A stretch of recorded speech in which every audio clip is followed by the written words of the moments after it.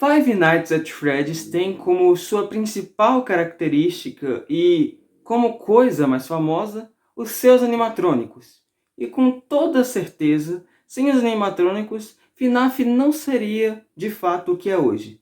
Sem os animatrônicos, a essência de FNAF se perderia, porque os animatrônicos, sem dúvida, são parte essencial da franquia de Five Nights at Freddy's. E a maior prova de como os animatrônicos são importantes para a franquia é só ver quantas versões temos de animatrônicos ao longo dos jogos.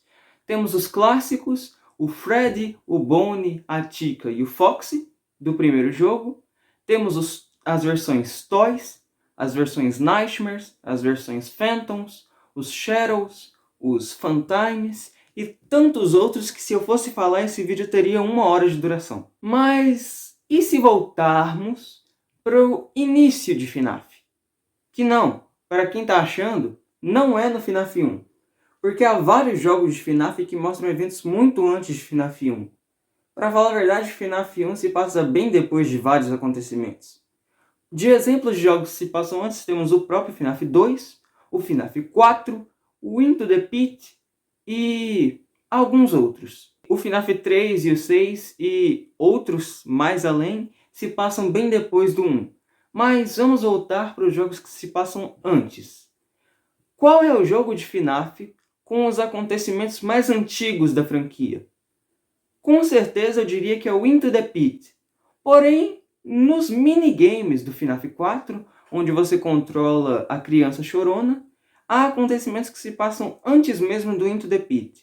E nesses minigames em específico, aparecem animatrônicos diferentes, que são os animatrônicos que deram a tão temida Mordida de 83. No caso, era a época que a Fazbear Entertainment ainda era a Fredbear Family Diner.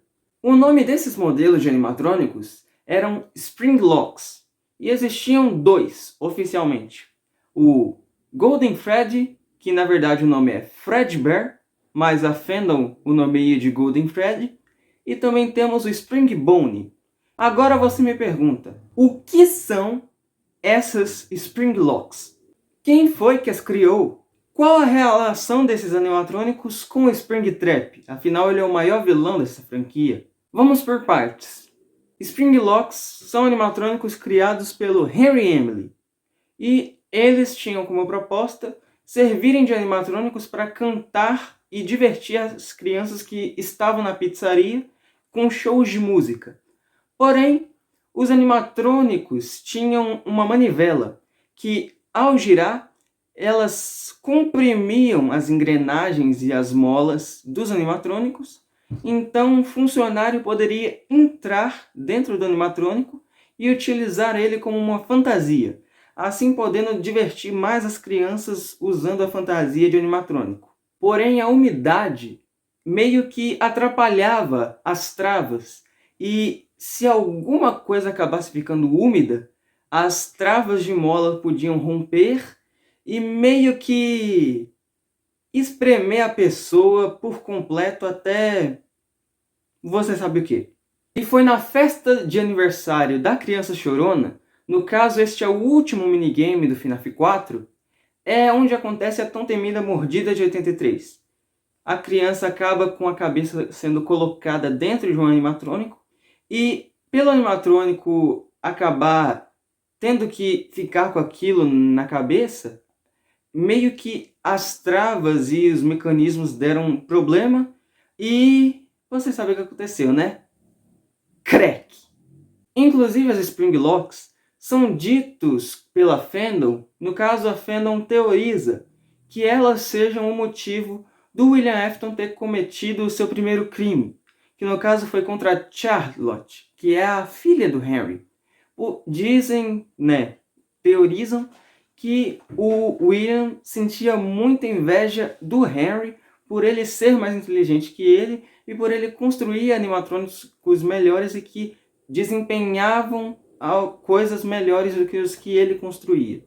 E por isso ele teria cometido o seu primeiro assassinato usando a roupa de Spring Bonnie, porque William Afton e Springtrap são a mesma pessoa, só que um tá usando a fantasia e o outro não.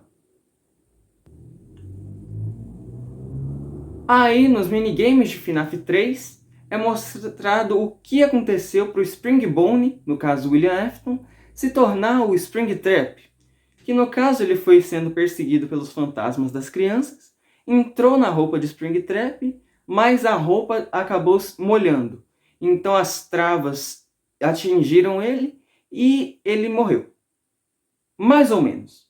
Depois ele volta, como o Springtrap, o maior vilão de toda a franquia de FNAF. Agora você me pergunta, ele morreu mesmo? Se sim, como ele voltou? Isso você vai saber só no próximo vídeo, ok?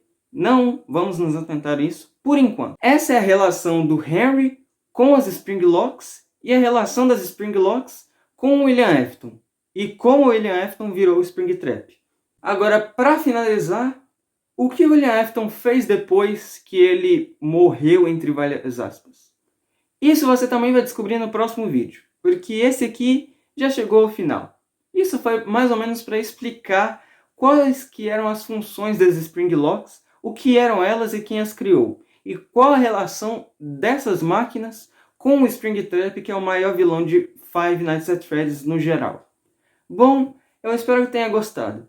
Para falar a verdade, esse vídeo serve muito para quem está entrando nesse universo de FNAF, né? Eu expliquei basicamente boa parte do que acontece no início dessa franquia, no início da história de FNAF. Bem, eu espero que você tenha gostado. Dê o like e se inscreva no canal. Hypem o vídeo porque isso me ajuda bastante. Eu sou o Bruno e tchau! Mas se lembra, ele sempre volta. William Afton sempre volta. I always come back. E aí, gente, beleza? Bom, eu finalmente consegui fazer um vídeo curto, né? Já tava na hora. Bem, como eu já disse, se gostou mesmo, dê o like e se inscreva no canal. Esse vídeo serve bastante para quem tá entrando nesse universo de FNAF, então, para quem tá conhecendo agora, eu espero que esse vídeo tenha ajudado a conhecer um pouco mais do início da história.